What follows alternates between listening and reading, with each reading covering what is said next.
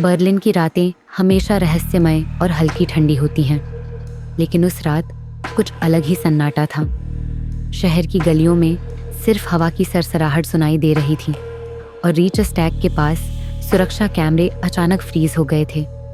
किसी ने बताया कि जैसे किसी ने शहर की निगरानी पूरी तरह से रोक दी हो। उसी समय पुलिस को एक कॉल आया, म्यूजियम में रात के 2 बजे एक आदमी गिरा हुआ है। कॉल करने वाले की आवाज़ इतनी हड़बड़ाहट और डर से भरी थी कि किसी भी सामान्य स्थिति में इतनी घबराहट संभव नहीं थी। इंस्पेक्टर लीना वास ने अपनी टीम के साथ तुरंत म्यूजियम की ओर रवाना हुई।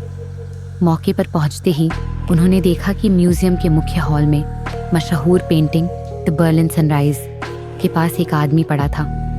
उसका नाम डैनियल क्रॉफ्ट था, एक प्रतिष्ठित आर्ट डीलर जिसे शहर में उसकी चालाकी और कला के प्रति जुनून के लिए जाना जाता था। उसके हाथ में टूटा हुआ ग्लास था और उसके शरीर पर खरोंच और हल्की चोटें थीं। ऐसा लग रहा था जैसे कोई उसे डराकर गिरा देना चाहता हो। पेंटिंग की सुरक्षा सेंसर को भेदते हुए किसी ने चोरी करने की कोशिश की थी। लीना ने महसूस किया कि यह कोई आम चोरी नहीं थी। इसमें किसी मास्टरमाइंड की योजना साफ झलक रही थी। लीना ने म्यूजियम के कर्मचारियों और सुरक्षा गार्डों से पूछताछ शुरू की। एक गार्ड ने बताया कि उसने रात में एक अजीब सी छाया देखी थी, लेकिन किसी का चेहरा नहीं दिखाई दिया। हॉल के सीसीटीवी फुटेज में सिर्फ धुंधली आकृति थी और अचानक कैमरा बंद हो गया। लीना को अंदेशा हुआ कि यह कोई पेशेवर चोर है जो सुरक्षा और कैमरे को पूरी तरह मात दे सकता है। जांच के दौरान लीना को पता चला कि डैनियल ने हाल ही में एक गुप्त नीलामी में भाग लिया था, जिसमें उसकी नज़र लगी थी एक दुर्लभ सोने की फ्रेम वाली पेंटिंग पर। लीना ने डैनियल के घर की तलाशी ली तो पाया कि उसके कमरे में पेंटिंग की तस्वीरें और नोट्स बिखरे हुए थे। हर नोट में तारीख, समय और कुछ गुप्त कोड लिखे थे, जिससे यह लग रहा था कि डैनियल किसी बड़े अपराध या योजना का हिस्सा था। जैसे जैसे जांच आगे बढ़ी, लीना ने महसूस किया कि डैनियल की मौत अकेली घटना नहीं थी। पिछले महीने शहर में 3 और चोरी की कोशिशें हुई थीं। हर घटना में सेंसर बंद, कैमरा फ्रीज और छाया जैसी आकृतियां दिखाई देती थीं। लीना ने अनुमान लगाया कि यह मास्टरमाइंड केवल कला की चोरी नहीं कर रहा था, बल्कि शहर में अपने नियंत्रण और डर का खेल खेल रहा था।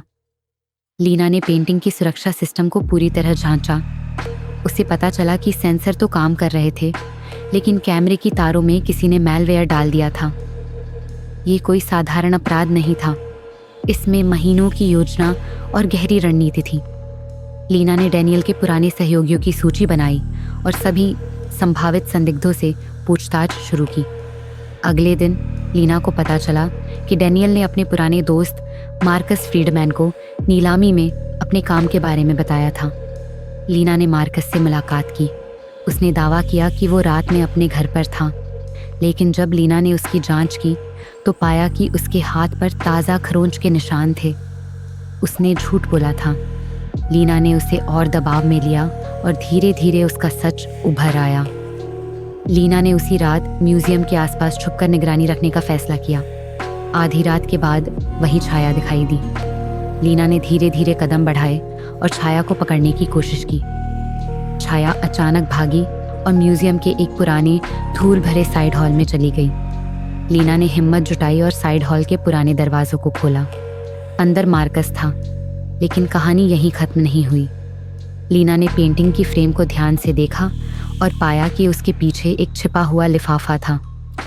उसमें लिखा था, जो कला के लिए मरने से नहीं डरता वही असली मालिक है। लीना को समझ आया कि मार्कस ने केवल पेंटिंग को नहीं, बल्कि डैनियल की महत्वाकांक्षा और लालच को निशाना बनाया था। लीना ने और गहराई से जांच की। उसने पाया कि मार्कस ने चोरी के दौरान म्यूजियम के पुरानी सुरंगों का इस्तेमाल किया था, जो केवल इतिहास की किताबों में दर्ज थे। इन सुरंगों में एंटीक ट्रैप, छुपे हुए दरवाजे और पुराने ताले थे। लीना और उसकी टीम ने हर सुरंग का निरीक्षण किया और पाया कि मार्कस पहले भी एक कला चोरी नेटवर्क चला चुका था, जिसमें कई पेशेवर अपराधी जुड़े थे। जांच के अंतिम चरण में लीना ने महसूस किया कि डैनियल की मौत और पेंटिंग की चोरी केवल सतही घटनाएं थीं। असली डर और रहस्य मार्कस की मानसिकता में छिपा था। उसने किसी भी अपराध के पीछे के भाव और लालच का बारीक विश्लेषण किया। मार्कस को पकड़ने के बाद लीना ने देखा कि शहर की गलियों में वही ठंडी हवा अभी भी चल रही थी, जैसे डैनियल और मास्टरमाइंड की परछाई अभी भी बर्लिन में कहीं छिपी हो।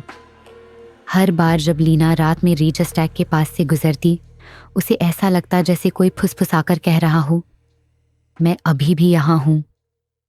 ये रहस्य और सस्पेंस शहर की रातों में अब भी जिंदा था, और लीना जानती थी कि कला, लालच और मानव लालच का यह खेल अब भी खत्म नहीं हुआ था।